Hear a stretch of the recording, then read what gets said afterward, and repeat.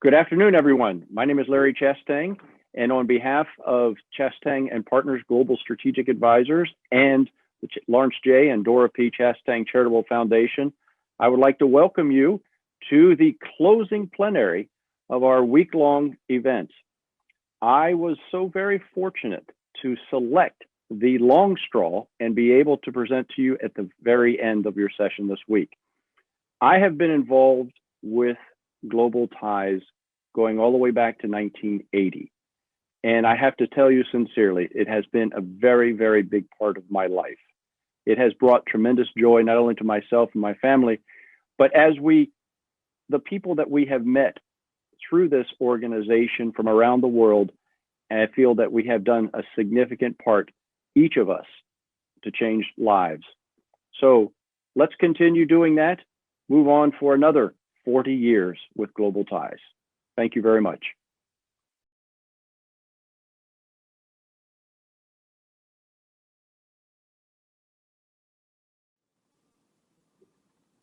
Well, thank you, Larry.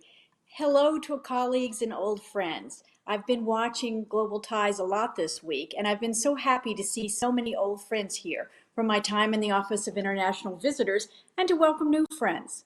We've all, individually and collectively, had a very tough year managing this global pandemic, and I honor you all for sticking with us throughout on this program. I hope that you've had a great week inspiring each other and learning about new policy priorities. I'm thrilled to be here today in my new job as the Deputy Assistant Secretary for Professional and Cultural Exchanges.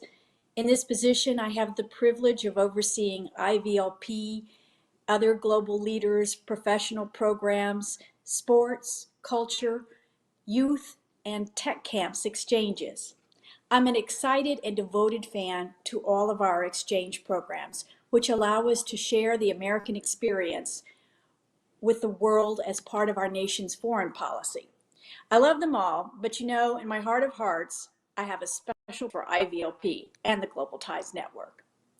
Throughout my career as a first tour diplomat in Indonesia, to being the IVLP officer at our mission in Mexico City, to collaborating with our Canadian neighbors recently on repatriating our citizens from around the world and working on our border and travel protocols when COVID struck, I have worked directly with people eager to work with me because of what they experienced when they were in your hands on one of our exchanges.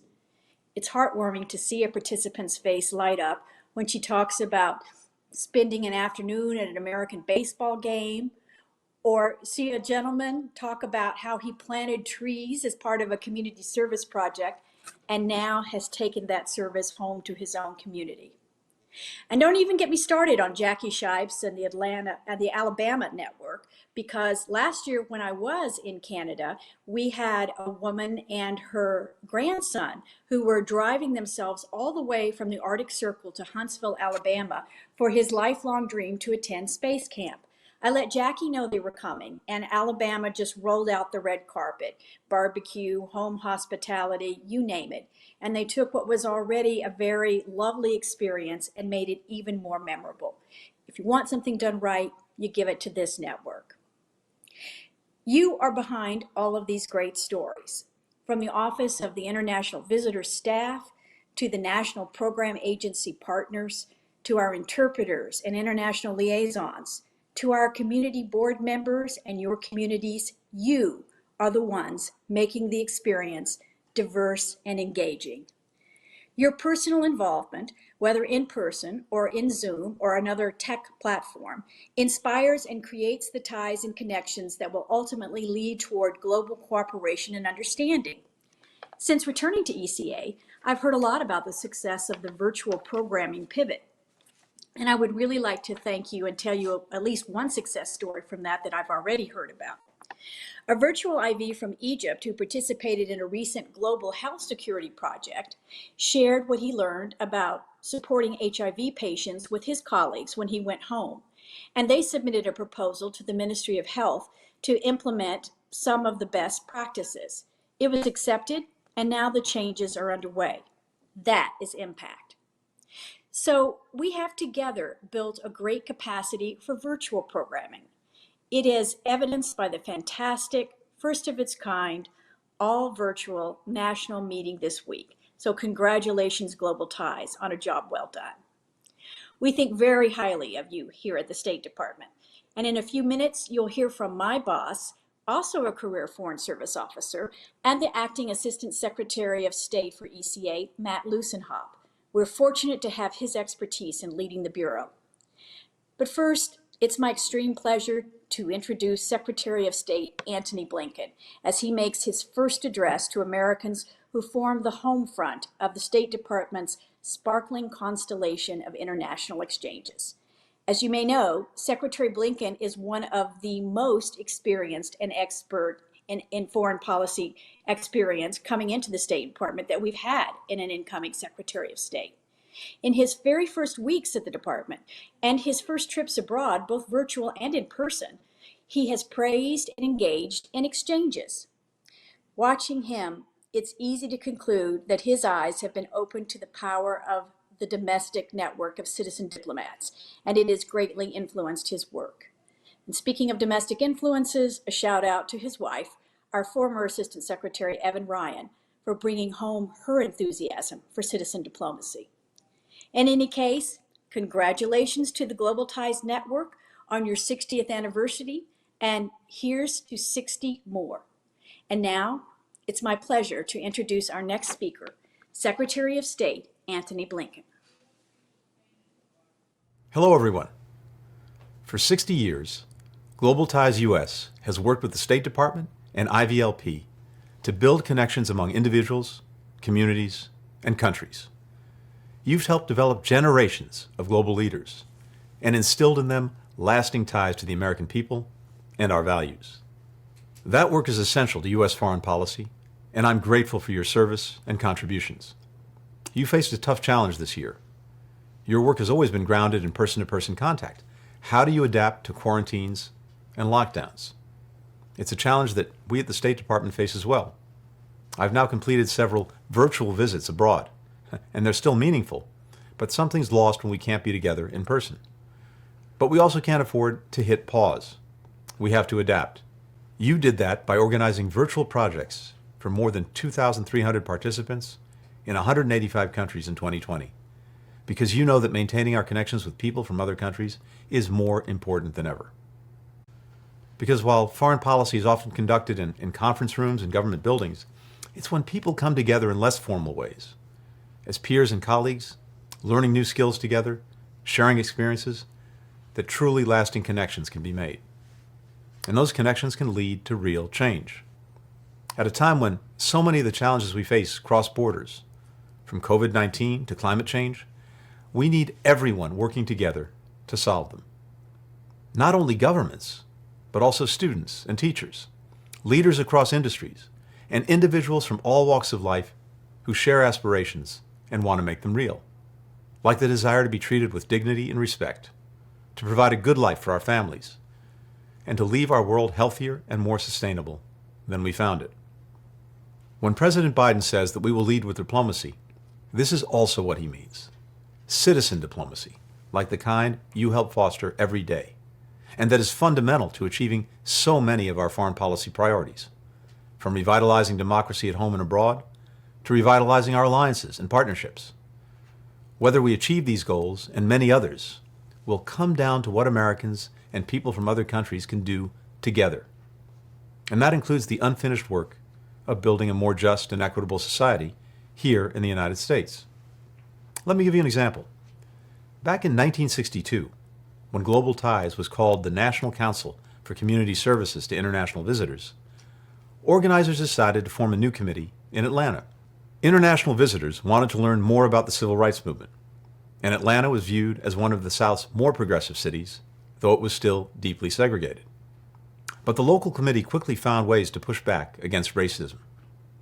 Black families were asked to serve as host families. Blacks and whites couldn't sit together in Atlanta's movie theaters, but they served side by side on the committee's board. And the visitors were introduced to the rising leaders of the growing civil rights movement, including Martin Luther King, Jr. and John Lewis. When, one morning, a group of West African visitors and their white hosts, all of them university students, went to eat breakfast in a local restaurant, the owner told them that they had to sit separately if they wanted to be served.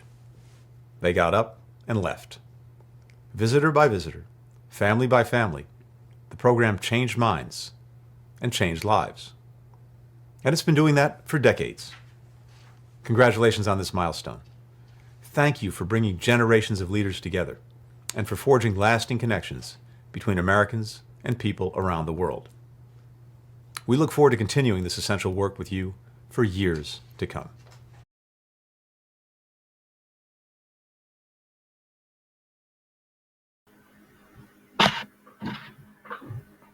Well, good afternoon, Global Ties Network and colleagues. Congratulations on a successful virtual conference, and congratulations on celebrating 60 years of partnership, developing generations of leaders, and creating lasting ties with Americans and global citizens. I echo the message of Secretary Blinken in affirming that you are the heart of citizen diplomacy, making lasting connections that lead to real change. My name's Matthew Lessenhop. I'm the Acting Assistant Secretary for the Bureau of Educational and Cultural Affairs. In my 30 years of experience as a Foreign Service officer, I have seen firsthand the impact the IVLP program has on its participants. And the work of the IVLP would not be possible without the leadership of all of the volunteers, professionals, and the volunteers who make up this vast network. And your partnership is the unwavering foundation of the IVLP. Since the Fulbright-Hays Act passed in 1961, President Kennedy signed it, this public-private partnership has been rooted in the importance of citizen diplomacy and citizen responsibility in developing positive international relations. As former Secretary of State Dean Rusk said in 1965, the government simply can't do what you're doing. Well, we can't render the kind of individual, sensitive, and personalized service such as you can and do render in your communities. That was true then, and it continues to ring true today. A couple of weeks ago, Secretary Blinken gave a speech to the American people in which he said that all of those complicated issues that impact us are all simultaneously domestic and foreign policy issues, and we've got to approach them that way if we're going to be successful. Your network, this private partnership model, has been central to making these programs successful and will be successful in achieving this vision of Secretary Blinken's. Your wide network of volunteers through all 50 states, your ability to build connections among diverse groups of people from abroad and across the U.S., your resiliency and innovation during this past year in developing meaningful virtual exchanges, this innovation is ever present in your ability to find collective solutions to global issues like pandemic, climate change. Increasing resilience to climate shocks is more important than ever. And Global Ties has been leading the way by engaging neighbors and partners in the United States and overseas on this issue. For example, last fall, an IVLP group of experts on energy and the environment from the Kyrgyz Republic participated in a virtual exchange program and virtually visited Vermont, Utah, and Nevada, exchanging ideas with public and private counterparts on the subjects of energy, renewable energy, and policies relating to climate change. And like so many of our exchanges, the results of this exchange had real impact and lasting results. The visitors in this program benefited enormously from learning from their new connections. As one of them said, it was an irreplaceable experience. The Bureau of Educational and Cultural Affairs is committed to working with our implementing partners and Global Ties Network throughout the United States to address pressing global issues through our exchanges. And we're particularly proud in the fight to build a more just and equitable society. Through striving for diversity, equity, and inclusion within our Bureau and within our programs. A core IVLP principle for years has been to show multiple perspectives on the many issues our country faces. And we aim to reflect the diversity of the United States by introducing visitors to a broad range of speakers, communities, and cultural activities. We seek diversity in the selection of our participants. The Global Ties Network provides a tremendous canvas on which we can show the strength and the beauty of diversity in the United States. In 2019, IVLP participants visited 80 Global Ties communities across the United States. And in 2020, even with the pivot to entirely virtual programs, participants had remote visits to 75 communities.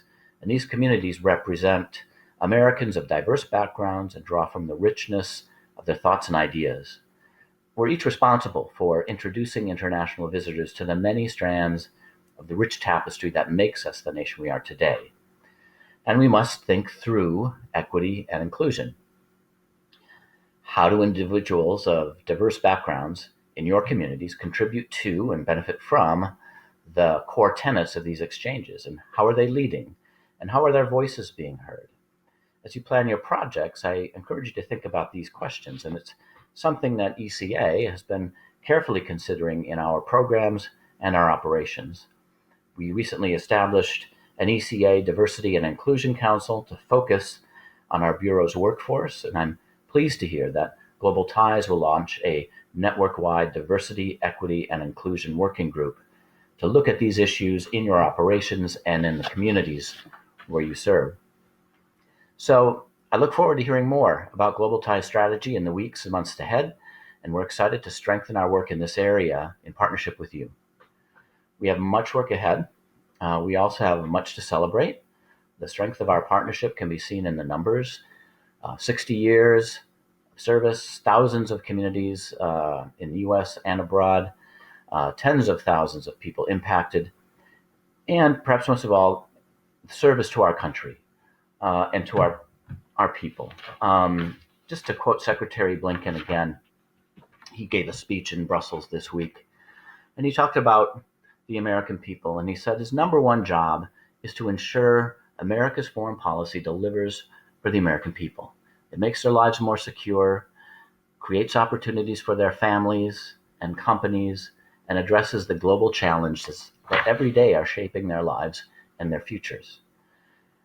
Central to that effort is the work that you do on the ground in all 50 states in citizen diplomacy, linking people together, whether it's virtual or in person, and persevering through this awful pandemic and keeping your focus on the most important thing, exchanges between Americans and partners overseas. So thank you to the Global Ties U.S. Board, staff, National Planning Committee for all the thought and creativity that went into this virtual event. Congratulations to all of you. Stay healthy, stay safe, and I look forward to meeting you in the future in person. And next up to speak is your colleague, Janet Norton. Hi again, everybody. I hope the past week has brought you opportunities to learn a lot, laugh a little, and renew your excitement about strengthening our exchange network for next year and beyond. At the closing of last year's meeting, we looked ahead with excitement at the coming year.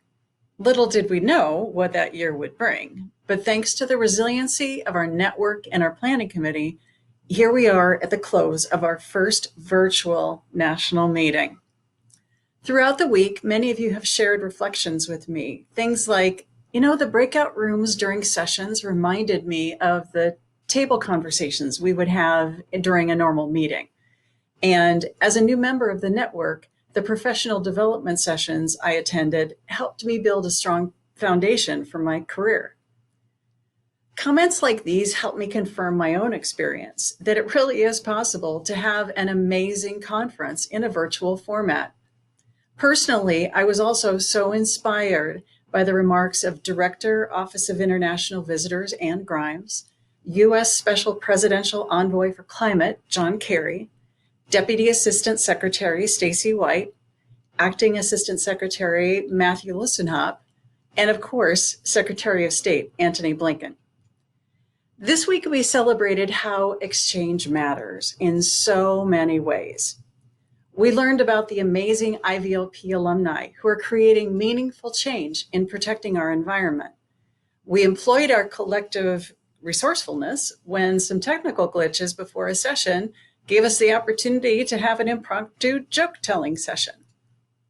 We enjoyed the virtual hospitality of several embassies. I know I'm looking forward to tasting bunny chow when I visit South Africa someday. We reflected on 60 incredible years of citizen diplomacy through Global Ties U.S.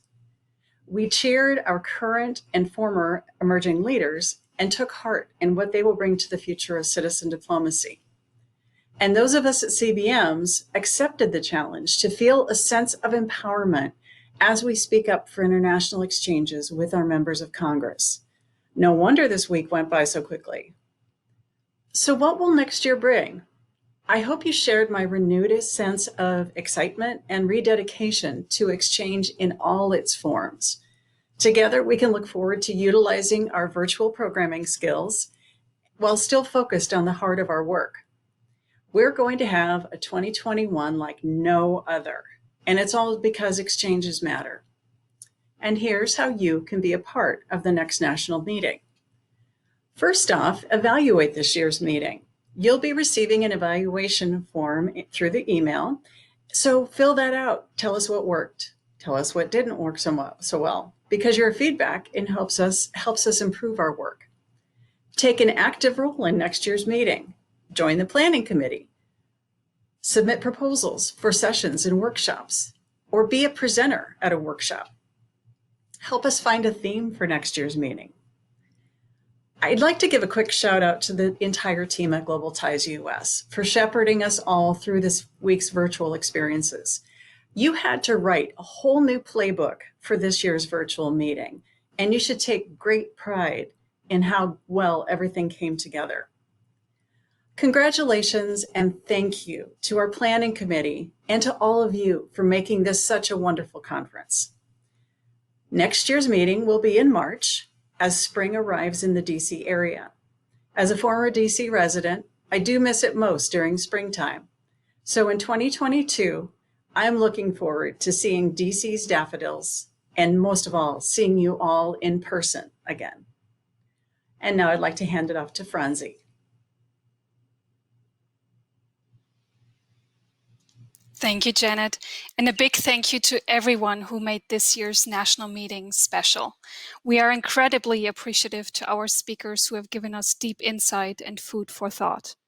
A special thank you to Catherine Brown, Ann Grimes, Amy Cardis, and the OIV front office for working tirelessly to bring these amazing keynote speakers that we had over the course of this week. Thank you for all you did in these last months to make this come together.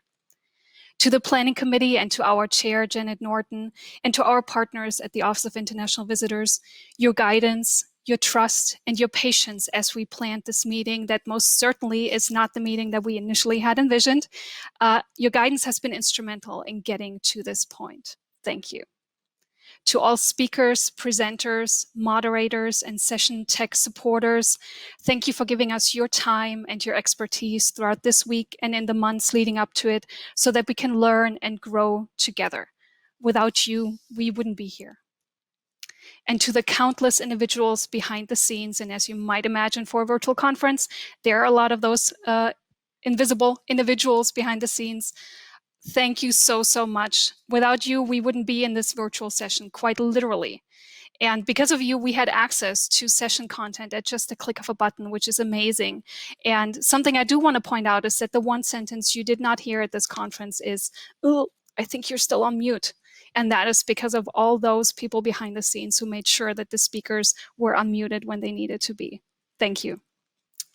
And to our attendees, whether this was your first national meeting or your 21st, we hope you enjoyed the week. We loved seeing your comments. We loved seeing you engage in sessions and with the exhibitors. It's been truly wonderful to connect, even though we only had a chance to do that in the virtual space. Thank you for trying something new with us, and thank you for keeping a good sense of humor when we hit some roadblocks along the way.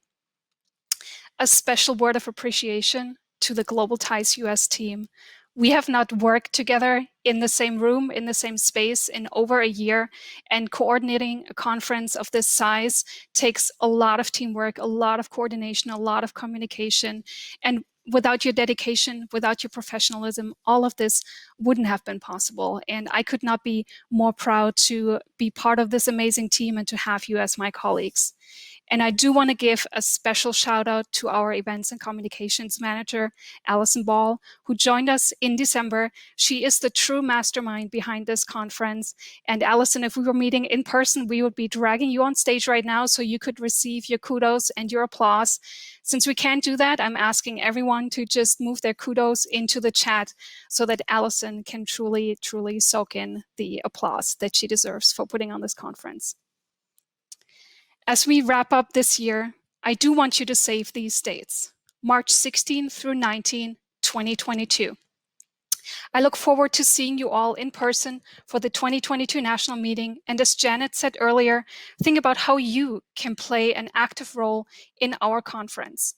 Be on the lookout for a call for session and workshop proposal submissions, as well as a call for new planning committee members and a call for our new national meeting chair. We do want you. Finally, as I reflect on everything that has happened over the course of the last year and this conference week, I want to leave you with a few questions. What have you learned since we last gathered in January of 2020?